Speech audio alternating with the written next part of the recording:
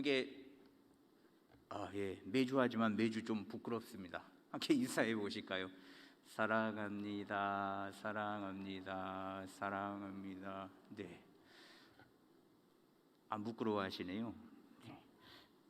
그 영화 감독 중에 박찬욱 감독이라고 있습니다. 이분이 1992년도에 영화 감독으로 데뷔해서 공동 경비구역 JSA라든지 설국열차라든지 또 올드보이, 박쥐 등등의 흥행하는 많은 영화를 만들어내서 대한민국을 대표하는 영화 감독 중에 한 명이다, 대표하는 사람이다라고 불리는 사람이거든요. 그중 유행어를 만들어내며 많은 화제를 불러일으켰던 영화가 있는데 그 영화는 바로 친절한 금자씨라는 영화입니다. 이 탤런트 이영애 씨가 주연을 맡아서 화제였던 이 영화는 소름 끼치는 그녀의 연기로 더욱 빛을 보았는데요.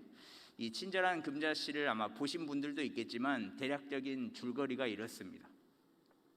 백선생으로 나오는 최민식 씨는 영어 학원의 강사였습니다. 아동부, 그러니까 아이들, 초등학생들의 영어 학원 강사였는데 돈이 필요해서 그 아이를 한 명 유괴하여서 부모에게 돈을 요구하게 되었습니다. 금자씨로 나오는 이영애 씨는 이 백선생과 범행을 함께 계획한 공범은 아닌데 이 백선생의 부탁으로 유괴한 아이를 목욕탕에 데리고 갔다가 또 어느 사람의 신고로 또 범인으로 지목되고 맙니다.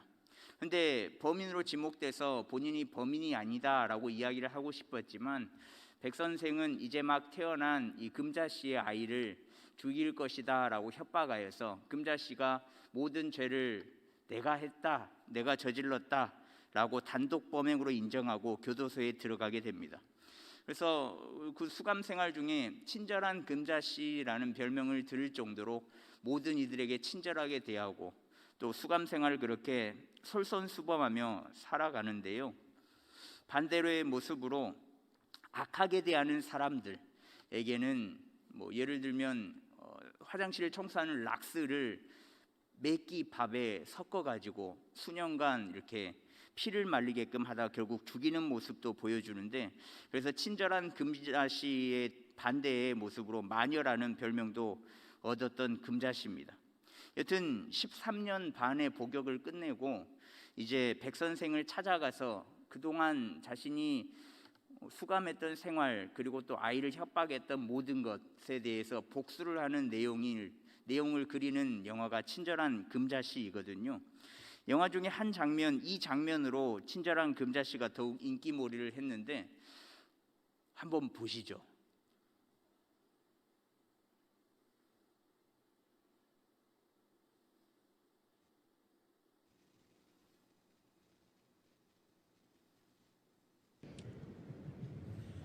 안에서는 다들 친절한 금자씨라고 부른다잖아요.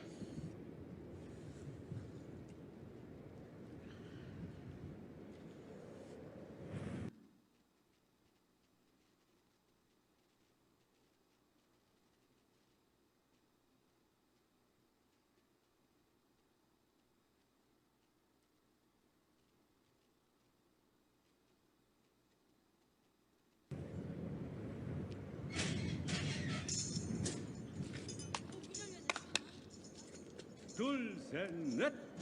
내 나갈 길에 높은 강과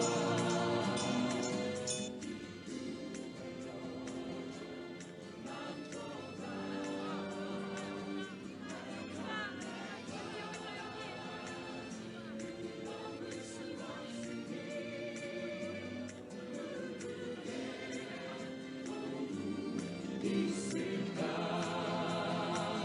주님의 숨결이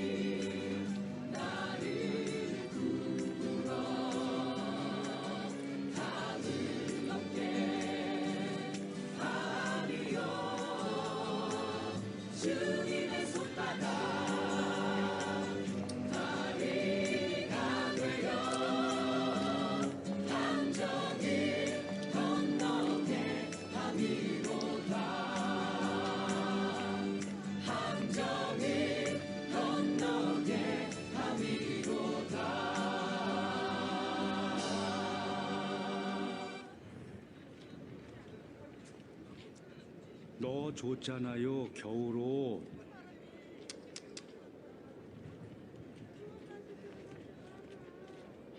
고생 많았죠, 13년 반. 정말 대견합니다. 두부처럼 하얗게 살라고 다시는 죄 짓지 말란 뜻으로 먹는 겁니다.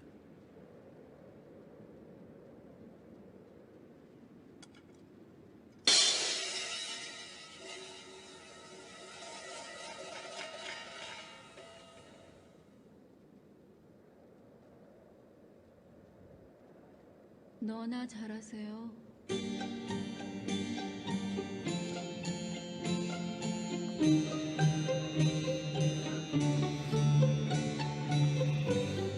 네, 꺼주시면 됩니다. 그 소리가 잘 들렸을지 모르겠습니다. 제가 한번 다시 말씀드릴게요. 금자 씨가 출소하는 그날에 이제 극 중에서 영화 중에서 전도사라고 불리는 이 사람이 이제 두부를 갖고 온 거죠. 보통 출소를 하면 두부를 먹잖아요. 그래서 두부처럼 하얗게 살라고 다시는 죄 짓지 말라는 뜻으로 먹는 겁니다. 그렇게 두부를 이렇게 건네는데 금자 씨가 접시를 톡 떨어뜨리면서 두부를 먹지 않고 땅에 떨어뜨리면서 이 한마디를 하죠.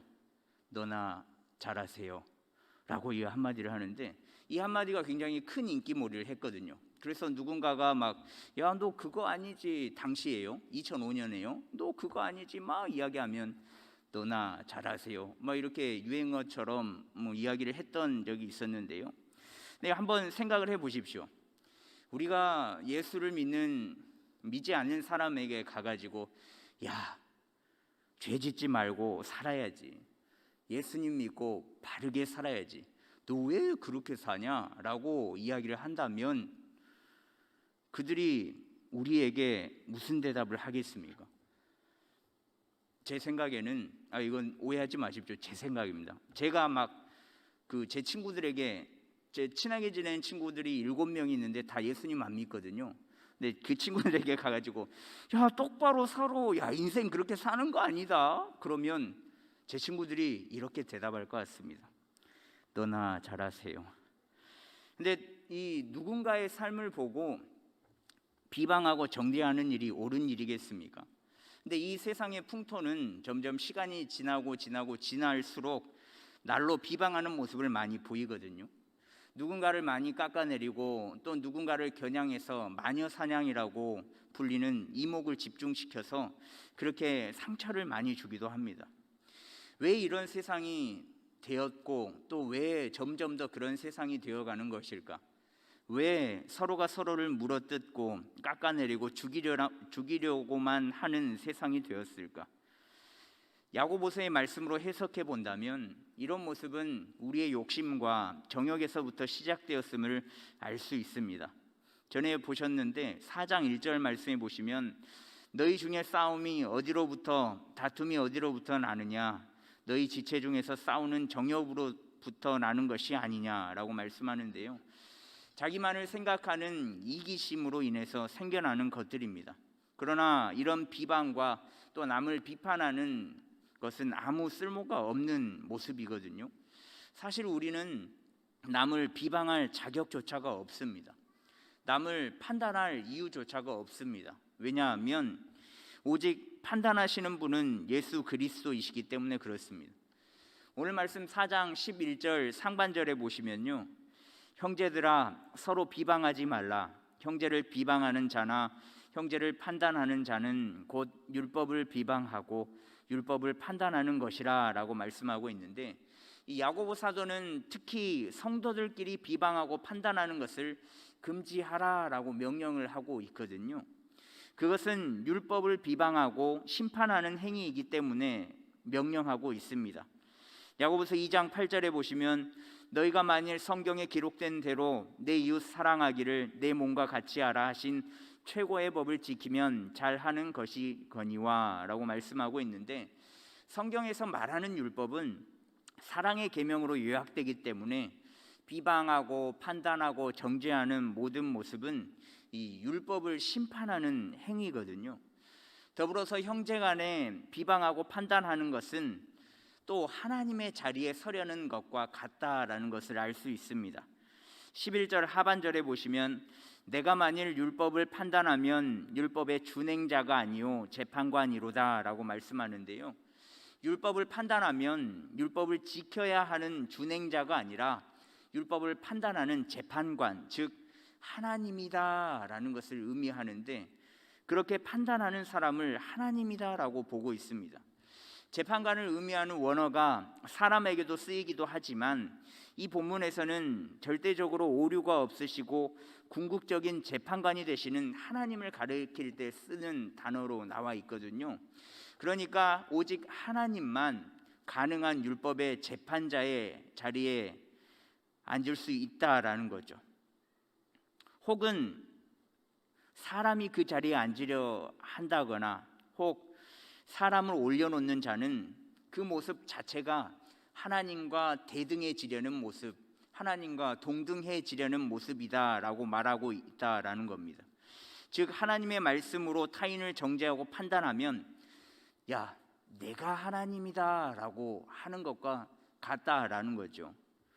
12절 말씀에 입법자와 재판관은 오직 한 분이시니 능히 구원하기도 하시며 멸하기도 하시느니라. 너는 누구이기에 이웃을 판단하느냐라고 야고보 사도가 이어서 말하는데, 야고보 사도가 입법자와 재판관은 오직 하나님 한 분이다라고 말하고 있습니다. 입법자라는 것은 율법을 수여하는 자, 즉 법을 만들고 법을 주는 자라는 의미거든요. 율법을 만들어서 이스라엘 백성들에게 주신 분, 즉 여호와 하나님을 의미합니다. 율법을 만드신 분만이 재판할 수 있다라고 말하고 있는데요. 그러니 사람과 사람 사이에서 판단하고 정죄하는 것은 불가능하고, 사람은 율법의 완성인 사랑하며 살아야 한다라고 이야기를 하고 있는 것이죠. 사람을 판단하는 것, 또 그리고 내 주위의 이웃들을 판단하는 것, 쉽게 할 수 있는 일입니다. 굉장히 쉽죠. 그런데 그렇게 쉽게 할 수 있는 일 때문에 그 사람의 인생이 망가질 수 있다라는 겁니다. 그래서 메시지 성경에는 오늘 말씀의 본문을 이렇게 번역하고 있습니다. 친구 여러분, 서로 헐뜯지 마십시오. 그런 식의 험담은 하나님의 말씀, 그분의 메시지, 그분의 고귀한 법을 짓밟는 행위입니다. 여러분은 메시지를 존중해야지 거기에 낙서를 해서는 안 됩니다. 사람의 운명은 하나님이 정하십니다. 도대체 여러분이 누구이기에 다른 사람의 운명에 간섭할 수 있단 말입니까? 사실 우리는 누군가의 인생에 간섭할 수 없는 존재입니다. 자신의 인생은 자신만이 관여할 수 있는 것이지 타인이 관여할 수 없다라는 거죠. 또한 오직 우리의 창조자 되시고 재판관 되시는 하나님만이 우리의 인생을 관여하실 수 있으십니다. 그런데 혹 내 모습을 돌아보면 누군가의 인생에 비방함으로 또 정죄함으로 간섭하고 있지는 않습니까? 쉽게 하는 비판과 험담이 그 한 사람의 운명을 망가뜨릴 수 있습니다. 말이라는 것이 쉽게 할 수 있는 것이지만 또 쉽게 나온 말이 그 사람을 찌르고 때리고 하는 그 흉기가 될 수 있거든요. 그래서 야고보서 3장 8절에 보시면 혀는 능히 길들일 사람이 없나니 쉬지 아니하는 악이요 죽이는 독이 가득한 것이라 말하지 않았습니까? 말이 나오는 혀는 이만큼 무서운 것이기 때문에 누군가를 쉽게 비방하고 비판하고 판단하고 정죄하는 것은 우리의 권한에서는 사실 할 수 없는 일입니다.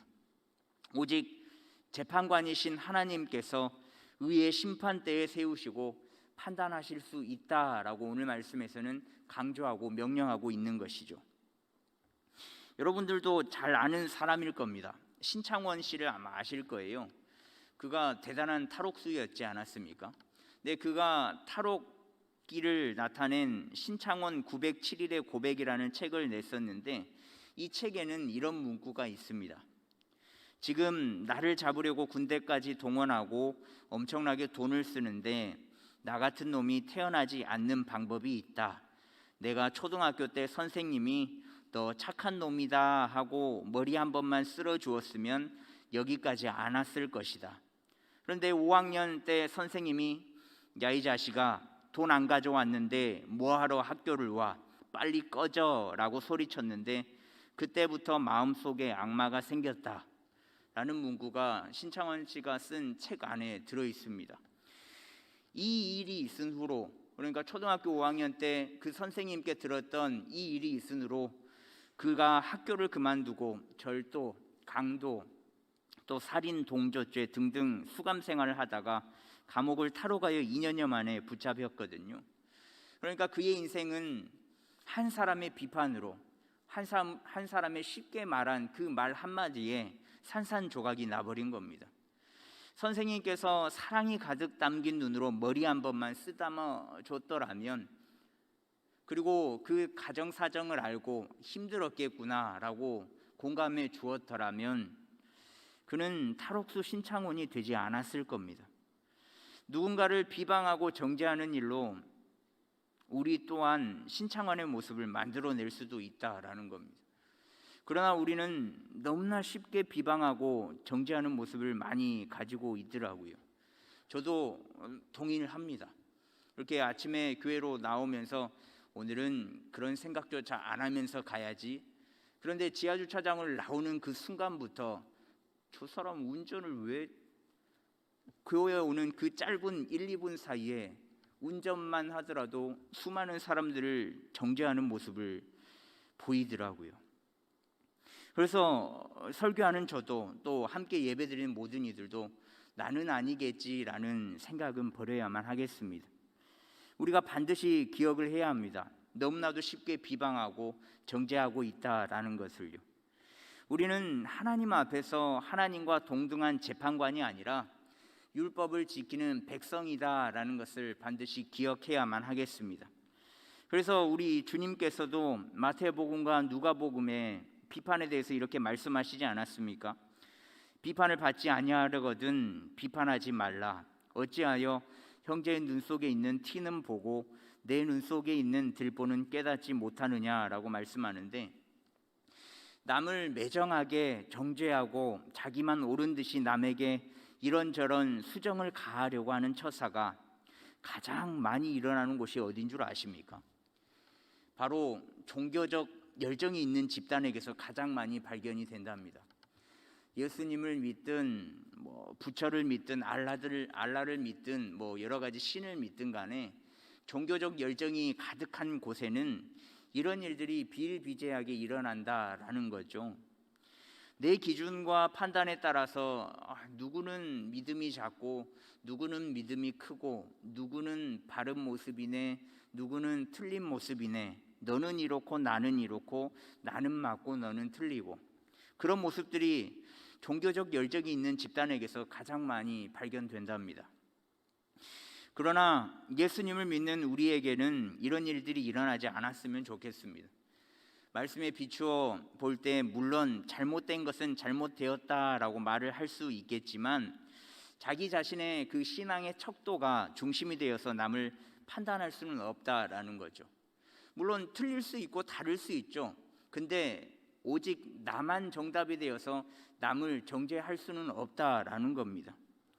헌금의 액수가 믿음의 정도를 판단하는 것이 아니라, 봉사와 섬김의 정도가 믿음의 정도를 판단하는 것이 아니라, 온전한 주일 성수가 믿음의 정도를 판단하는 것이 아니라, 신앙의 생활의 오랜 기간이 믿음의 정도를 판단하는 것이 아니라 그저 율법의 완성인 사랑, 그 하나님의 사랑이 넘쳐나는 주님의 교회가 되면 좋겠습니다. 세상의 색안경을 쓰고 그들을 판단하는 것이 아니라 우리 주님께서 모든 이들을 일률적으로 보시고 안아주시고 품어주셨던 것처럼 모든 사람들을 주님의 사랑으로 품어주고 안아주는 금오교회 공동체가 되면 좋겠습니다. 우리 교회가 그 일에 앞장서는 공동체가 되기를 간절히 소망합니다. 더불어서 한 가지 더 기억할 게 있는데, 가장 가까운 사람이 조언을 한다면, 물론 정죄 비판이 아니고 조언을 한다면 그 조언을 받아들일 필요는 있습니다. 그들이 가장 가까운 사람이 조언을 하기까지 굉장히 많은 생각을 하고 조언을 해주거든요. 그래, 저 정대인이란 저 성격 그렇지, 쟤한테 이게 잘못됐다고 다르다고 이야기를 할까? 하면 화내겠지? 삐질까? 그러면 사이가 틀어질까? 가장 가까이 있는 사람은 수만 가지 생각을 하고 조언을 해주거든요. 그래서 그 일이 생겼을 때 직접 바로 그 자리에서 이야기하는 것이 아니라 수일이 혹은 길면 수년이 흐르고 나서 이야기를 해줍니다. 왜냐하면 그런 일들로 다른 이들의 입방아에 오르는 것을 싫어하기 때문에 그렇죠. 그래서 고민해서 조언을 해주는데 가장 가까운 사람이 말하는 조언은 들을 필요가 있습니다. 그들이 말하는 것은 단순한 비방과 비판이 아니라 진심으로 사랑하는 마음에서 조언을 할 확률이 높기 때문에 그렇습니다. 그들도 다른 일을 정죄하면 안 되겠지만 정죄하고자 하는 마음이 아니라 나를 위한 마음, 또 잘 되는 나를 위하는 마음, 우리를 위한 마음에서의 조언이니 진짜 내가 가까운 사람이라고 생각하는 사람의 조언은 받아들여야만 하고 또 받아들일 수 있는 우리의 넓은 마음이 필요합니다. 그런데 그런 조언을 듣잖아요. 수일간 수년간 생각하고 어렵게 힘들게 조언을 말하잖아요. 근데 그거를 들으면 사실 이런 마음이 먼저 들거든요. 와, 쟤 보소. 와, 지금까지 내가 한 일을 조목조목 하나하나 기억했다가 이야기를 하네. 소름 돋네 진짜. 쟤 나를 어떻게 생각한 거야? 의도적으로 준비했네? 라고 생각이 들 수 있습니다. 우리가 예수님이 아니니까, 완벽한 존재가 아니니까 그런 생각이 들 수 있습니다. 야, 나랑 싸우자는 건가? 누가 오른뺨을 치면 왼뺨을 돌려댈 수 있는 수준의 제가 아니잖아요. 우리가 아니잖아요. 우리는 오른뺨을 맞으면 왼뺨을 돌려대는 예수님이 아니잖아요. 그래서 아무리 친한 사람이고 가장 가까운 사람이 조언이라고 할지라도 분명 화가 나는 게 맞습니다. 니까짓 게 뭔데 야, 내게 이래라 저래라 말하는 거야? 당신이 내게 이런 말할 자격이 있어? 라고 생각을 할 겁니다. 또 그렇게 말도 할 겁니다. 그런데요, 내가 무엇을 잘못했는지 혹은 잘못된 길로 가고 있지는 않은지 그들의 조언을 듣고 뭐라고? 라고 생각하는 것보다는 왜? 라는 생각을 하는 훈련이 필요합니다. 뭐가 아닌 왜 저게 잘못됐지? 왜 저렇게 생각하지? 왜? 어디서부터 잘못된 걸까? 왜 내게 이런 말을 하는 걸까? 나를 위하는 마음으로 진심 어린 조언을 통하여서 뭐라는 생각보다는 왜라는 생각으로 내 자신을 돌아보면 좋겠습니다. 그 진심 어린 조언으로 내가 보지 못했던 나의 모습을 발견하여서 성찰하여 더 나은 나의 모습으로 나아갈 수 있기 때문에 그렇습니다. 그러니 조언을 받아들일 줄 아는 사람이 되고 더불어서 남을 비방하지도 않고 또 정죄하지도 않는 우리가 되면 좋겠습니다. 우리는 다른 이들의 인생에 간섭할 수 없습니다. 오직 하나님께서만 재판관이심을 알고 주님께서 주신 율법의 완성인 사랑으로 감싸 안으며 살아가는 우리 모두가 되면 좋겠습니다.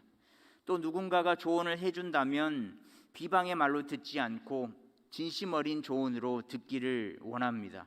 그래서 하나님 앞에서 내 자신을 더욱 돌아보고 또 더욱 성숙한 신앙인의 모습으로 성장하는 우리 모두가 되었으면 좋겠습니다. 그렇게 이야기했을 때 너나 잘하세요 라는 말을 듣지 않고 그래 인정할게 라는 대답을 듣는 그런 모습으로 나아갈 수 있는 우리 모두가 되었으면 좋겠습니다.